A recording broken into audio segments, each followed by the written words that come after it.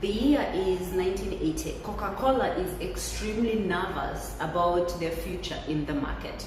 Now, for the longest time, they've been dominating the market. They had a whopping 18% of the market.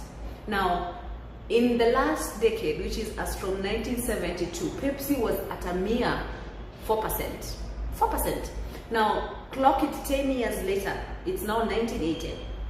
Now, early 1980s, Pepsi has risen to about 12% market share. Coca-Cola dropped from 18 to 12% market share.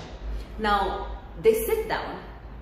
You see how you call your team in a meeting in a boardroom, and there's a marketing head, and you're asking the marketing head questions. What is going on? I mean, we are spending almost 100 million plus USD in marketing. How is our competitor catching up to us with that kind of a distance between us? So Coca-Cola tasks the head of product, or rather head of consumer research, right, to find out what exactly is the problem. And the results are back in quite fast, because Pepsi had been running the Pepsi Challenge across mainstream media. And the challenge was merely testing of which drink between Coca-Cola and Pepsi tastes better. Of course, for legal reasons, they want to brand it Coca-Cola, but everybody knew this was Coca-Cola being attacked. And the truth is, the results that came and poured back in was that Pepsi was tasting better than Coca-Cola. So clearly, Coca-Cola had to do their own background research. So they send their own testers, and they find out the truth is, maybe they're right. Maybe our drink doesn't taste as good. Yeah, so in the market, if it was a comparison of 1 to 10, let's say Coca-Cola was like at 5 and Pepsi was at like 9, right? And so they decide, you know what, maybe we need to adjust our drink. And they go ahead and tinker with the original Coke until they find something a bit flavorful and a bit more sweet.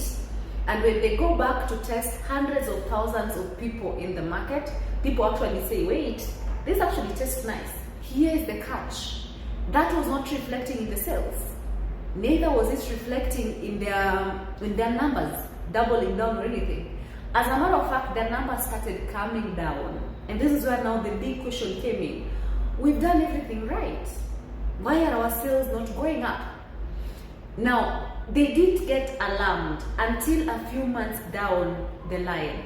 They start to receive this extreme, immense pressure and resistance from original Coke drinkers, who are now saying, our Coca-Cola used to taste better, why did you guys tinker with it? And now they were abandoning the product. They were literally not drinking Coca-Cola, and the sales plummeted, like so bad. So you know what, let's go back to the drawing board. Or rather, you know what, let's go back to our original drink.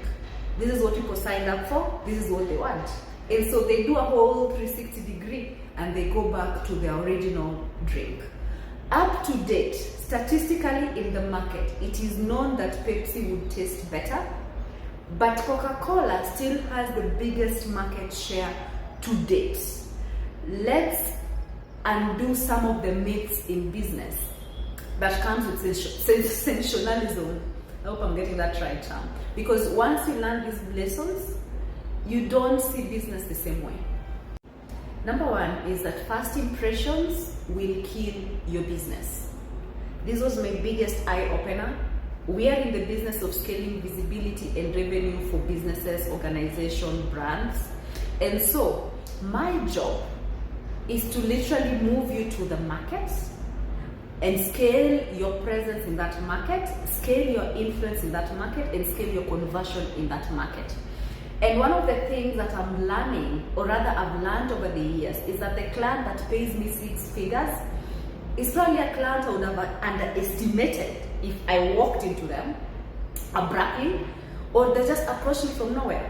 So out of experience, I have such an open mind on how I treat every prospect. Because I promise you, first impressions are usually limiting you. They are based on your experience and your environment, which means there is a whole deficit when it comes to your awareness on the gray areas. Never judge a client based on first impressions. Coca-Cola did this, by taking data from people who are literally just tasting their drink.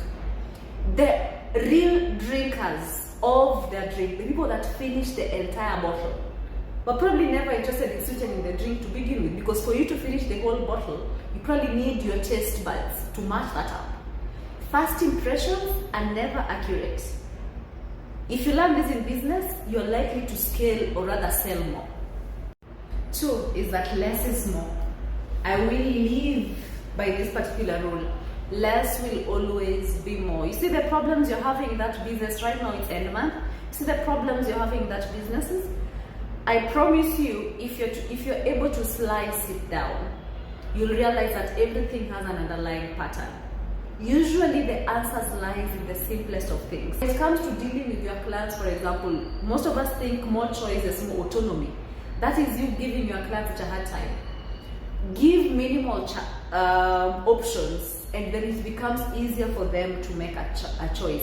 Less will always be more. If you can diagnose that problem you're having in that business, your business is probably giving you a headache because you've not arrived at the bottom line, which is we need to make sales, for example. And if you can get the sales right through the door, everything else will streamline itself. Sometimes it is that simple. Lastly, there's a lot of complexity even within simplicity. And so don't really narrow down, for example, people and think people are not complex because you understand them. Don't narrow down the market and think it's simple because of a particular set of data. Always understand the nuances behind things and understand how decision making works. Decision making holds 2 major components. One is intuitive, and the other one is deliberate or critical thinking. So it's a measure of logic and intuition, a balance of those 2. Balance is a life hack nobody else will teach you guys. I scale businesses for a living. My job is to literally move you in the market, push your visibility in the market, your influence in the market, and your conversion in the market. I help you make more money, but more so I help increase your visibility too. So if you're interested in scaling your business, your brand, your organization, your corporation, Mitch Little, you're the people to come to. I should be able to leave details somewhere on the screen. Let me know, guys, if you want me to share more of this. Yeah, cheers.